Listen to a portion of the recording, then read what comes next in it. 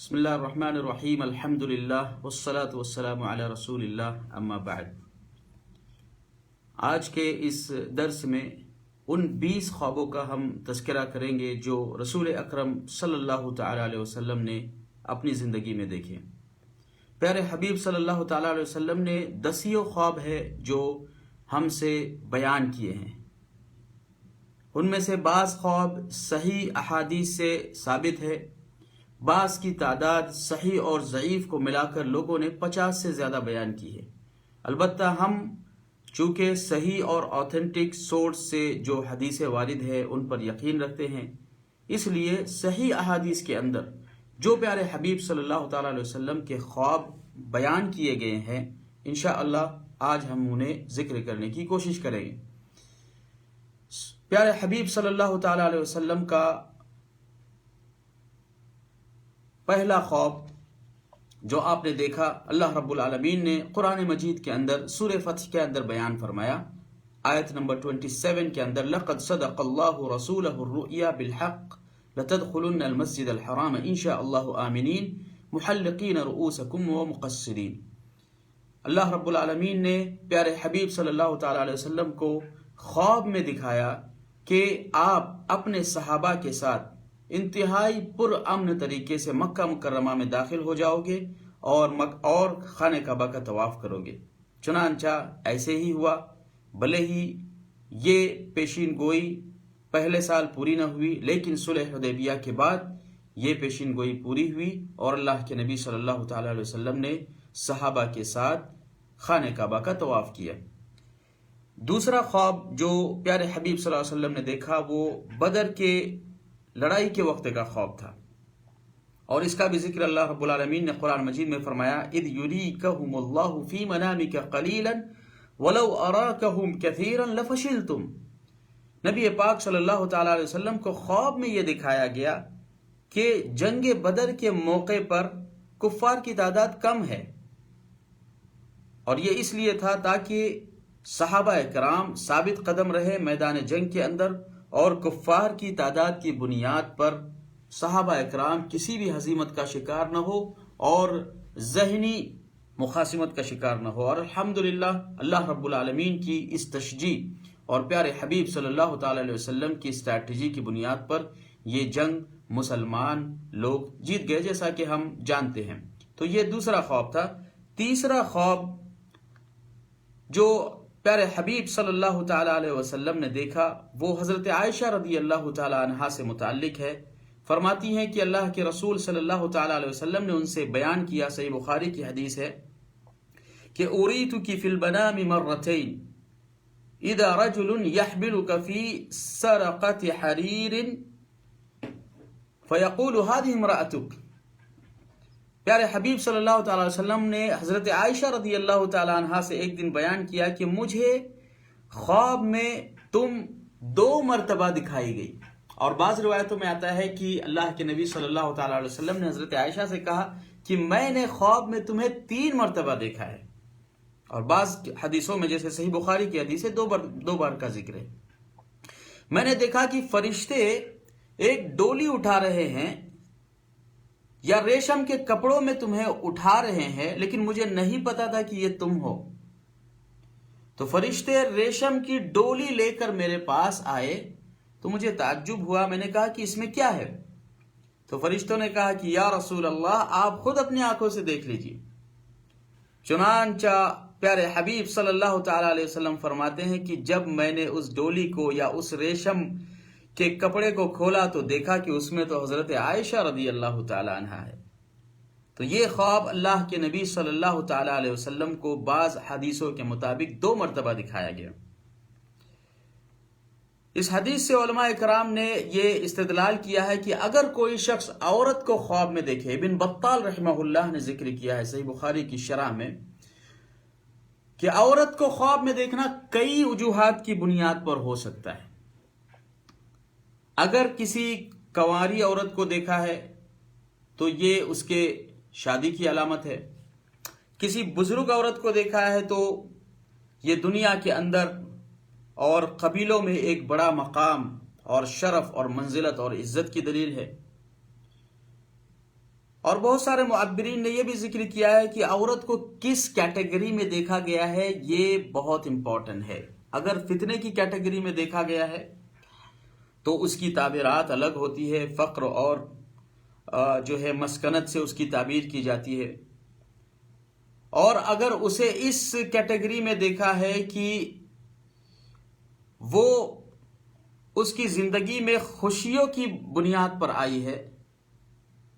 تو یہ اس کی شادی یا حصول دنیا یا بلند مرتبہ یا رزق کی علامت ہوتی ہے۔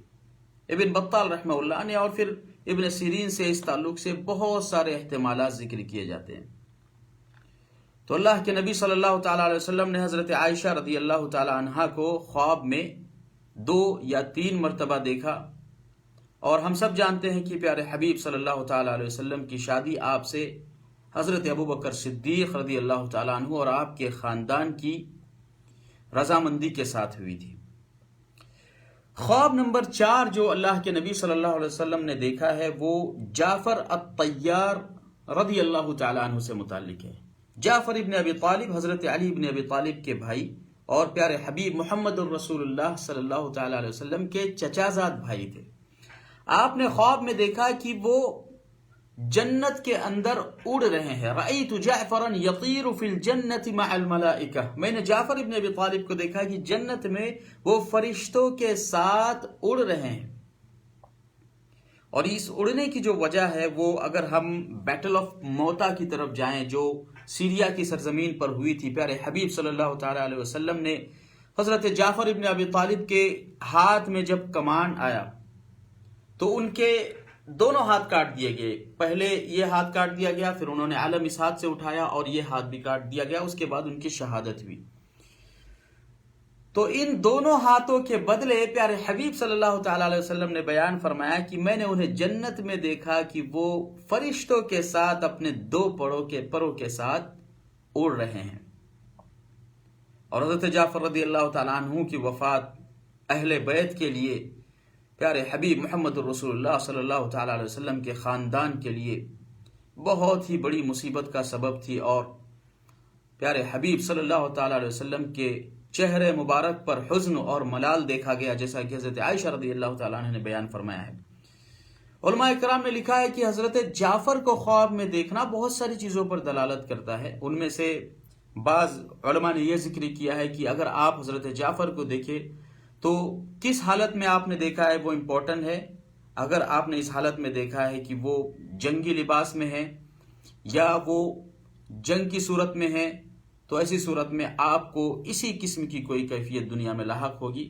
اور اگر آپ نے اس کے علاوہ کوئی کیفیت دیکھا ہے تو علماء کرام کہتے ہیں کہ آپ کو جو ہے حج کا سفر نصیب ہوگا۔ بعض علماء نے یہ احتمالات اپنی کتابوں میں ذکر کی ہے، واللہ اعلم بالصواب۔ خواب نمبر 5 جو اللہ کے نبی صلی اللہ تعالیٰ علیہ وسلم نے دیکھا وہ عمر بن عامر خزاعی سے متعلق ہے۔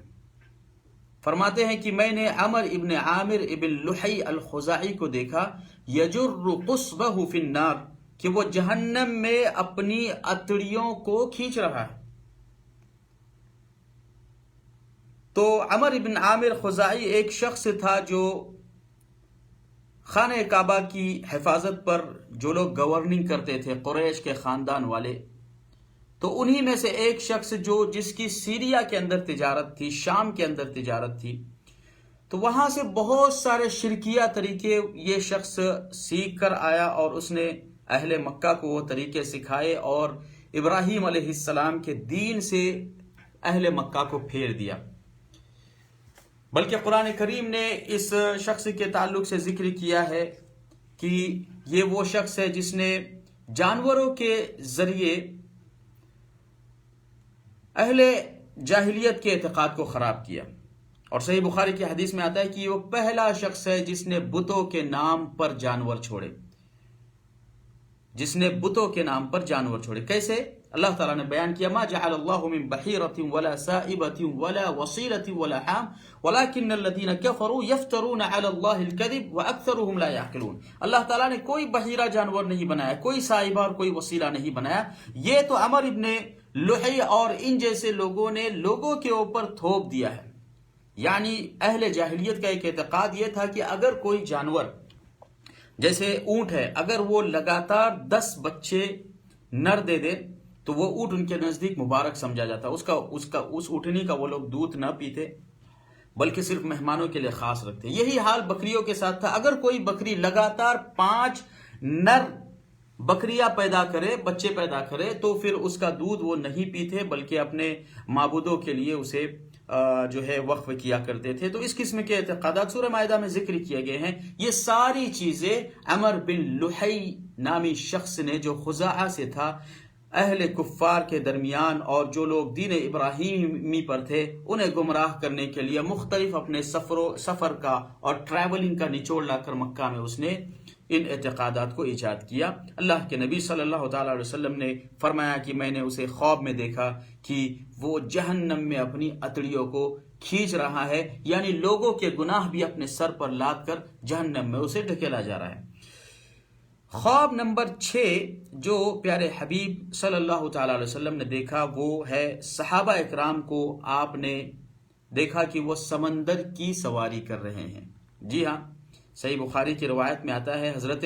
ام حرام بنت ملحان رضی اللہ تعالی عنہ، جو حضرت انس بن مالک رضی اللہ تعالی عنہ کی خالہ تھی، بیان کرتی ہیں کہ ایک مرتبہ اللہ کے نبی صلی اللہ تعالی علیہ وسلم مسکراتے ہوئے نیند میں سے اٹھے، تو میں نے فرمایا یا رسول اللہ آپ مسکرا کیوں رہے ہیں؟ تو آپ نے فرمایا کہ آج میں نے خواب میں دیکھا کہ میری امت کے کچھ لوگ مجھ پر پیش کیے گئے جو اس سبز سمندر پر سوار ہوگے، جو اس ہرے سمندر پر سوار ہوگے، اور اس ہرے سمندر سے مراد میڈیٹرین سی ہے، البحر المتوسط الابیض جسے ہم لوگ کہتے ہیں، اور جو جہاں اس وقت جو ہے سائپرس اور مصر اور تل ابیب، جو اسرائیل جو سیریا کے جس علاقے پر اسرائیل کا ناجائز قبضہ ہے، وہاں سے قریب جو بحر متوسط کا ایریا ہے، اس ایریا کو اللہ کے نبی صلی اللہ تعالی علیہ وسلم کو خواب میں دکھایا گیا۔ تو فرماتے ہیں پیارے حبیب صلی اللہ تعالی علیہ وسلم کہ میری امت کے کچھ لوگ میرے خواب میں پیش کیے گئے جو اس سبز سمندر پر یعنی بحر متوسط پر سوار تھے، جیسے بادشاہ اپنے تختوں پر سوار ہوتے ہیں۔ تو ام حرام بنت ملحان حضرت انس بن مالک رضی اللہ تعالی عنہ کی خالہ نے کہا کہ یا رسول اللہ میرے لیے دعا کیجئے کہ میں بھی ان مبارک لوگوں میں سے ہو جاؤں جن کو یہ شرف اور یہ منزلت آپ کے خواب میں بیان کی گئی ہے۔ تو فرمایا کہ آپ بھی انشاءاللہ انہی لوگوں میں سے ہوں گی۔ فرماتی ہے کہ یہ خواب اللہ کے رسول صلی اللہ تعالی علیہ وسلم نے دوسری بار بھی دیکھا، اور ام حرام نے دوبارہ ان سے کہا کہ یا رسول اللہ آپ میرے لیے دعا کیجئے کہ میں اس بابرکت فوج کے ساتھ شامل ہو جاؤں۔ چنانچہ کہا جاتا ہے کہ پیارے حبیب صلی اللہ تعالی علیہ وسلم کا یہ خواب جو صحیح بخاری میں موجود ہے، اس خواب کی تعبیر یہ بیان کی گئی کہ حضرت معاویہ رضی اللہ تعالی عنہ نے جو سب سے پہلا سمندری بیڑا اور اپنی فوج کو سمندر کی لڑائی کے لیے اتارا، یہ خواب دراصل اسی فوج کی اور سائپرس کو قبرص کو فتح کرنے کی خوشخبری تھی، بلکہ اس خوشخبری کو ام حرام بنت ملحان نے اپنی آنکھوں سے دیکھا اور بیان کیا۔ حضرت عبادہ بن صامت رضی اللہ تعالیٰ عنہ آپ کے شوہر تھے، اور انہوں نے اس کو بیان کیا کہ ام حرام بذات خود اس جنگ میں جس کی جانب اللہ کے نبی صلی اللہ تعالیٰ علیہ وسلم نے اشارہ کیا ہے، بلکہ بعض محدثین نے یہ بھی ذکر کیا ہے کہ یہ خواب ام حرام بار بار دیکھتی رہی کہ رسول اکرم صلی اللہ تعالیٰ علیہ وسلم کی یہ بشارت جو آپ نے اسے سنائی ہے ضرور پوری ہوگی۔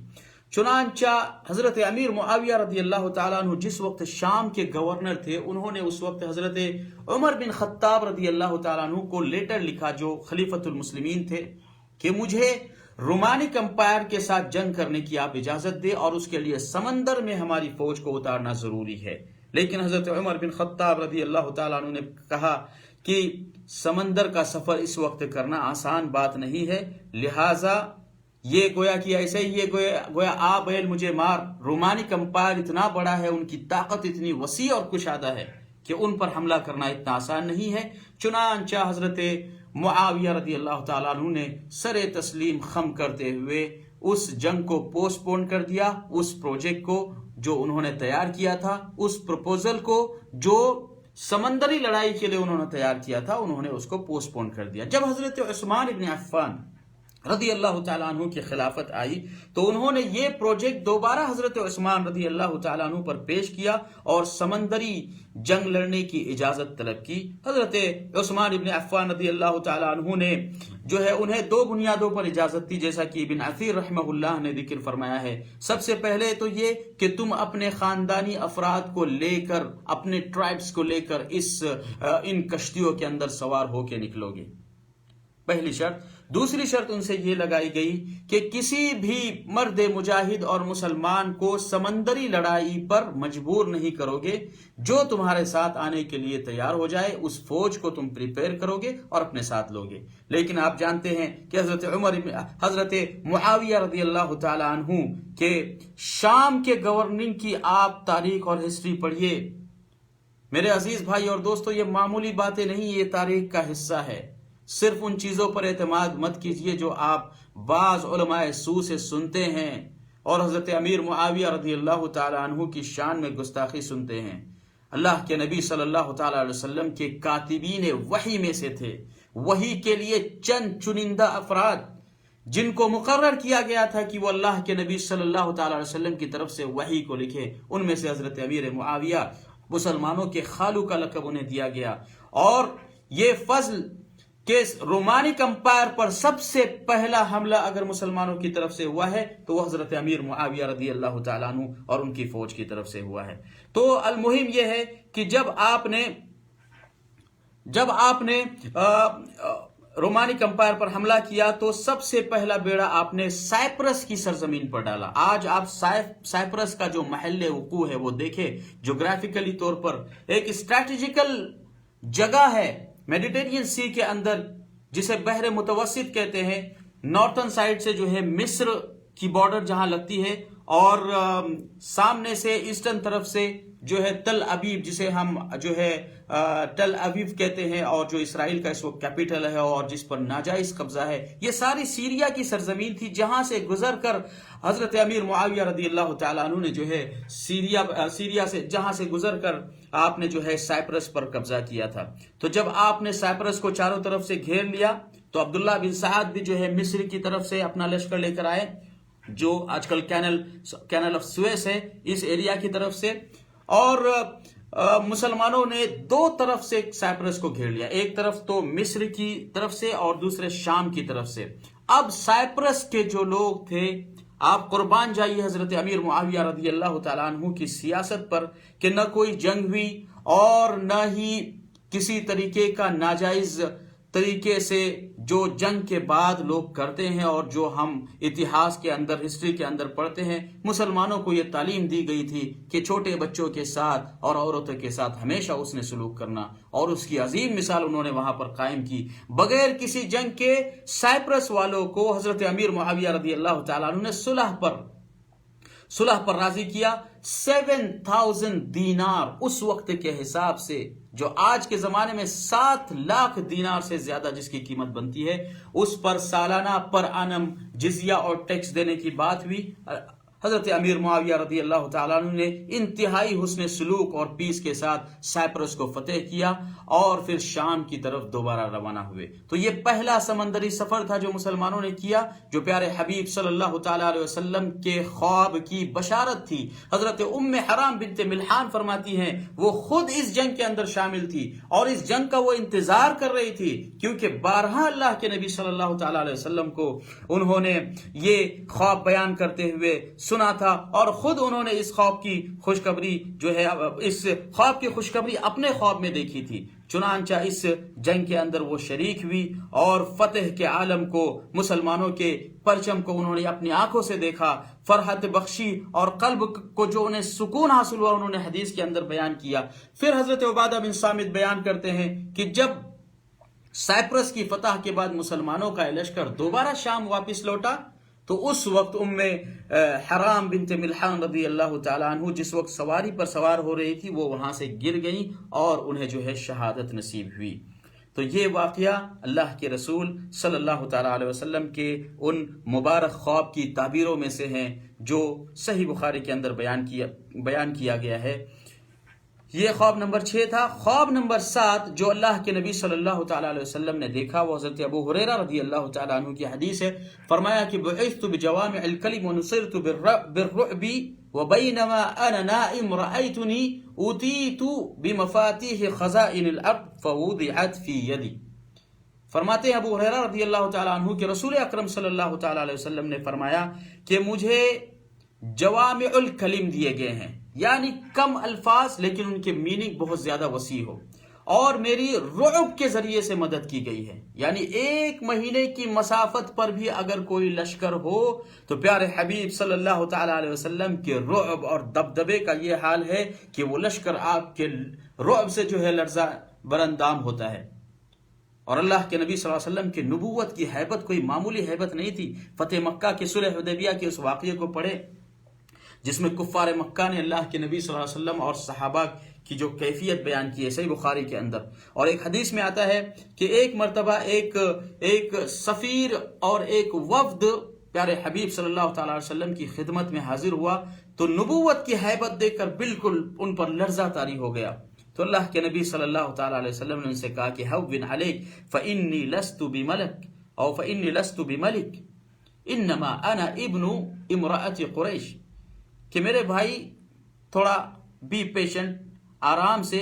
کیونکہ میں کوئی بادشاہ نہیں ہوں، میں قریش کی اس غریب خاتون آمینہ کا فرزند ہوں جو سوکھا گوشت کھایا کرتی تھی۔ تو پیارے حبیب صلی اللہ تعالیٰ علیہ وسلم کا یہ رعب اور دبدبا تھا کہ 1 مہینے کی مسافت پر اگر کوئی لشکر ہے تو نبی پاک صلی اللہ تعالیٰ علیہ وسلم سے ڈرتا تھا۔ آپ نے حدیث میں آگے بیان کیا کہ مجھے خواب میں دکھایا گیا کہ میں زمین کے خزانوں کی چابیاں مجھے دی گئی ہے، اور یہاں تک کہ یہ ساری چابیاں میرے ہاتھ پر رکھ دی گئی۔ صحیح بخاری کی روایت ہے کتاب الاعتصام کے اندر۔ تو علماء اکرام نے خواب کی چابیوں سے یہ تعبیر کی ہے کہ ایک تو یہ نبوت کی علامت ہے۔ امام نووی رحمہ اللہ نے شرح مسلم میں اس کو لکھا ہے کہ یہ نبوت کی نشانیوں میں سے ایک نشانی ہے کہ نبی پاک صلی اللہ تعالیٰ علیہ وسلم کے لیے دنیا کے سارے خزانے آپ کے لیے مسخر کیے جائیں گے، اور ایسے ہی ہوا۔ فتوحات کا سلسلہ بہت ہی مختصر وقت میں مسلمانوں نے جو بہت وائز وکٹریز اور فتح حاصل کی، یہ خواب میں آپ کو خزانے کی چابیاں دی جانے کے برابر ہے۔ بعض علماء اکرام نے ذکر کیا ہے ابن سیرین کے حوالے سے کہ خواب میں چابی کا حصول یہ بہت ساری چیزوں پر دلالت کرتا ہے۔ اگر آپ کو کوئی شخص چابی دے رہا ہے تو اس کا مطلب یہ ہے کہ وہ شخص آپ کو آپ کے کسی اچیومنٹ تک پہنچنے میں آپ کی مدد کرے گا۔ اگر آپ جاب ڈھونڈ رہے ہیں تو فلاں آدمی کے ذریعے آپ کی جاب میں مدد ہوگی، اور اگر دروازہ کھول دیا گیا ہے آپ کے لیے تو اس کا مطلب یہ ہے، اس کی بہت ساری تعبیرات ہو سکتی ہے جو آپ کی زندگی میں فزیکل طور پر آپ جن چیزوں سے پریشان ہیں ان میں کئی تعبیرات اس کی جا سکتی ہے۔ تو اگر دروازہ کھل گیا ہے تو آپ کے لیے کشادگی ہوگی، یا آپ جو ہے دشمن پر فتح حاصل کرو گے، اور اگر بہت ساری کنجیاں آپ کو دی گئی ہے تو یہ آپ کی بزرگی کی علامت ہے، اور اگر کنجیوں کو جو ہے زنگ لگا ہوا ہے تو آپ کو تعلیم دی جا رہی ہے کہ کہیں آپ سے کوئی فالٹ ہو رہا ہے، غلطی ہو رہی ہے، اور ان کنجیوں کو صاف کرنے کی ضرورت ہے، اپنے اعمال کو درست کرنے کی ضرورت ہے۔ اس کے علاوہ اور بہت ساری تعبیرات بیان کی گئی ہے جن میں کئی سارے احتمالات ممکن ہیں۔ تو یہ خواب نمبر 7 تھا۔ خواب نمبر 8 جو اللہ کے نبی صلی اللہ تعالیٰ علیہ وسلم نے دیکھا وہ حضرت عمر ابن خطاب رضی اللہ تعالیٰ عنہ سے متعلق ہے۔ صحیح بخاری کی حدیث میں ہے، فرمایا کہ بین انا نائم رأیتنی فی الجنہ فاذا امرأة تتوضا الى جانب قصر، کہ میں جب سو رہا تھا تو میں نے دیکھا کہ ایک عورت ایک محل کے کنارے میں وضو کر رہی ہے۔ تو میں نے پوچھا کہ یہ محل کس کا ہے؟ لوگوں نے کہا، اور شاید لوگوں سے مراد یہاں فرشتے ہو سکتے ہیں، کہ یہ عمر ابن خطاب رضی اللہ تعالی عنہ کا محل ہے۔ تو پیارے حبیب صلی اللہ تعالی علیہ وسلم فرماتے ہیں کہ حضرت عمر رضی اللہ تعالی عنہ کی غیرت مجھے یاد آ گئی اور فوراً میں نے اپنے پیٹھ کو موڑ لیا۔ تو حضرت ابو ہریرہ فرماتے ہیں کہ عمر ابن خطاب رضی اللہ تعالی عنہ رو پڑے اور کہنے لگے کہ یا رسول اللہ، آپ کی موجودگی میں کون سی غیرت اختیار کروں؟ تو یہ حدیث صحیح بخاری میں ذکر کی گئی، جس میں اللہ کے نبی صلی اللہ تعالیٰ علیہ وسلم نے حضرت عمر بن خطاب رضی اللہ تعالیٰ عنہ کا محل دیکھا اور ایک عورت کو دیکھا جو اس محل کے کنارے وضو کر رہی ہے۔ اس عورت کی تعبیر میں علماء کرام نے بہت سارے اقوال ذکر کیے ہیں۔ بعض لوگ اسے ام سلیم سے تعبیر دیتے ہیں کہ ام سلیم نے حضرت عمر بن خطاب رضی اللہ تعالیٰ عنہ کی خلافت پائی اور پھر ان کے رزق اور اولاد اور مال میں جو کشادگی ہوئی اس سے تعبیر دی جاتی ہے۔ بعض معبرین نے اس خواب کی تعبیر میں یہ ذکر کیا ہے کہ خواب میں عورت کو وضو کرتے ہوئے دیکھنے کا مطلب یہ ہے کہ وضو نماز کے لیے وسیلہ ہے۔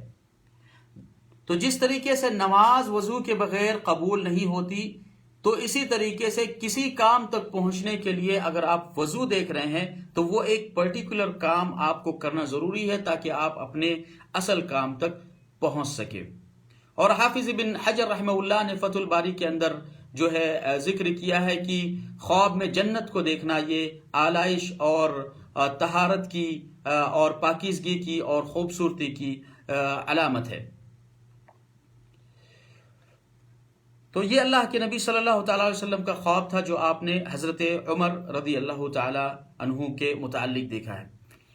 خواب نمبر 9، پیارے حبیب صلی اللہ تعالیٰ علیہ وسلم نے حضرت عیسیٰ علیہ السلام کو اپنے خواب میں دیکھا۔ حدیث میں آتا ہے کہ آپ نے فرمایا کہ صحیح بخاری کی حدیث ہے کہ مجھے کعبہ کے قریب سوتے ہوئے خواب میں یہ دکھایا گیا کہ ایک گندمی رنگ والا شخص جو نہ بہت زیادہ گورا اور نہ ہی کالا بلکہ گندمی رنگ کا ایک شخص تھا، جس کے جو بال تھے وہ دونوں شانوں تک پہنچے ہوئے تھے اور بہت ہی خوبصورت بال گویا کہ کنگھی کیے ہوئے ہوں، اور اس کے سر سے پانی کے قطرے بہ رہے تھے، اور وہ شخص آدمیوں کے کندھوں کے بیچ میں طواف کر رہا تھا۔ تو میں نے پوچھا کہ یہ کون ہے؟ تو مجھ سے کہا گیا کہ یہ عیسیٰ ابن مریم ہے۔ پھر اسی حدیث میں ہے کہ پیارے حبیب صلی اللہ علیہ وسلم فرماتے ہیں کہ میں نے ایک اور شخص کو خواب میں دیکھا جس کے بال گھنگرولے طرح کے تھے اور اس کی دائیں آنکھ سے وہ کانا تھا اور اس کا سر گویا کہ انگور کی مانند تھا۔ تو میں نے پوچھا کہ یہ کون شخص ہے؟ تو لوگوں نے کہا کہ یہ دجال ہے۔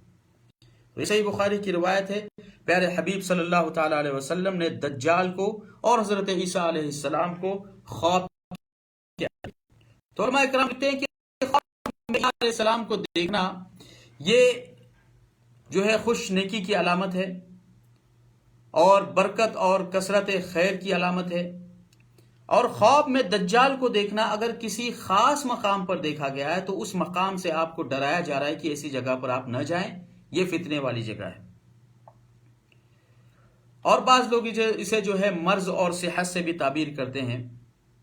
بہت سارے احتمالات اس خواب میں ذکر کیے گئے ہیں۔ تو یہ وہ خواب ہے جو اللہ کے نبی صلی اللہ تعالی علیہ وسلم نے دیکھا تھا۔ خواب نمبر 10 جو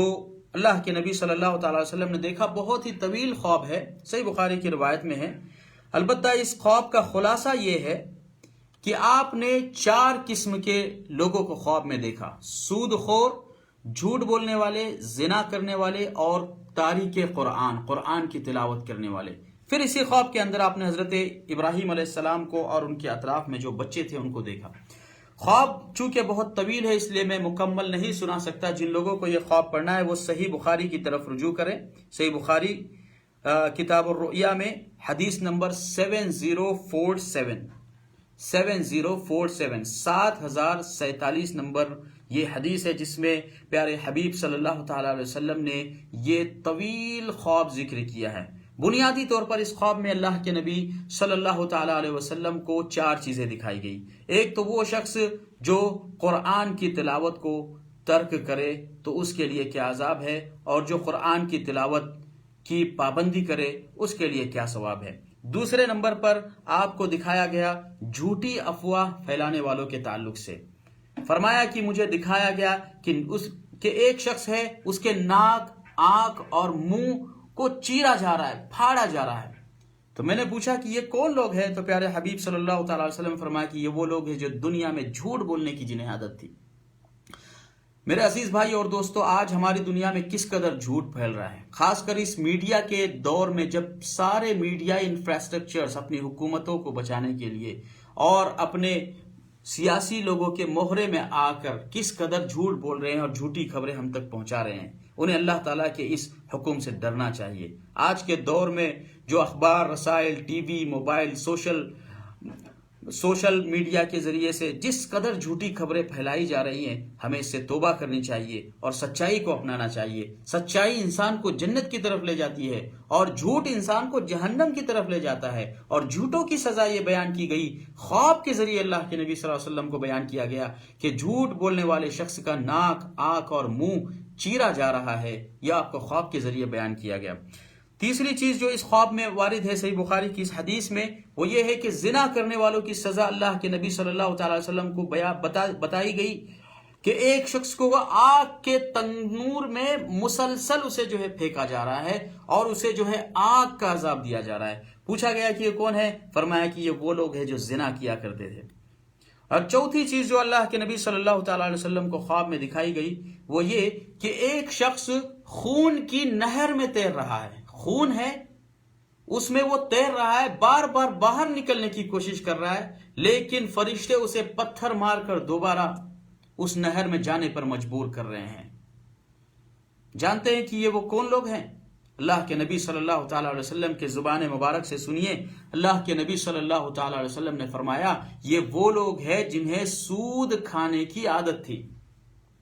تو سود کھانا یہ کوئی معمولی جرم نہیں ہے میرے عزیز بھائی اور دوستو۔ آج کے اس کیپٹلسٹک دور میں جبکہ ٹوٹلی طور پر بینکنگ نظام کے ہم تابع ہو چکے ہیں، فاتقوا اللہ ما استطعتم، ہم کوشش تو کر سکتے ہیں، اگرچہ ہمارے پاس کوئی ایسا اسلامک فائنانس اور بینکنگ کا سسٹم موجود نہیں ہے، لیکن اس کے باوجود ہم اپنی ذات سے انٹرسٹ سے اور سود سے بچنے کی کوشش ضرور کر سکتے ہیں۔ تو جس قدر ممکن ہو ہم اس سے بچنے کی کوشش کریں۔ اللہ رب العالمین نے اور پیارے حبیب صلی اللہ تعالی علیہ وسلم نے سود کے بہت سارے نقصانات بیان کیے ہیں، اور سود کے بعض ٹرانزیکشن ایسے ہیں جو سراسر ظلم ہے، جو غریبوں کے ساتھ ظلم ہے، اور اسلام کی تعلیم یہ ہے کہ وَإِن كَانَ ذُو عُسْرَةٍ فَنَظِرَةٌ إِلَىٰ مَيْسَرَةٍ، کہ اگر کوئی شخص تنگی کی حالت میں ہو، اس کا کیپٹل بہت اسمال کیپٹل میں بزنس کرنا چاہتا ہو، آپ اس کو مہلت دیجئے، آپ اس کو کریڈٹ دیجئے، اس کو موقع دیجئے۔ تو اسلام کی تعلیمات سراسر عدل پہ مبنی ہے اور سود کی تعلیمات سراسر ظلم پہ مبنی ہے۔ اس لیے سود والوں کی سزا پیارے حبیب صلی اللہ تعالی علیہ وسلم کو خواب کے ذریعے بیان کی گئی کہ ایسا شخص قیامت کے دن خون کی ندی میں پھینک دیا جائے گا، بار بار باہر نکلنے کی کوشش کرے گا اور فرشتے اسے پتھر مار کر جہنم میں ڈھکلیں گے۔ اسی خواب کے اندر اللہ کے نبی صلی اللہ تعالی وسلم کو دکھایا گیا کہ حضرت ابراہیم علیہ السلام ہے، اور آپ کے سبز و باغ کے اندر اور آپ کے اطراف میں بچے ہیں،